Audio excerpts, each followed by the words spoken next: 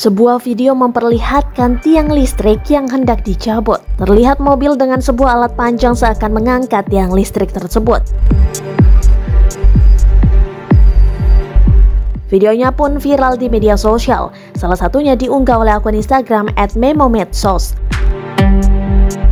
Pada keterangan video dituliskan jika kejadian tersebut terjadi di Desa Guwopati, Jawa Tengah.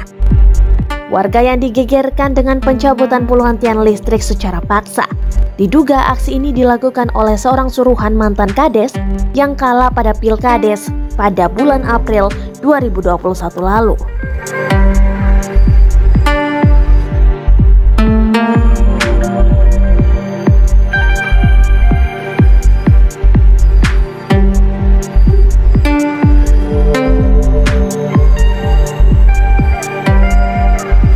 Terima kasih sudah nonton.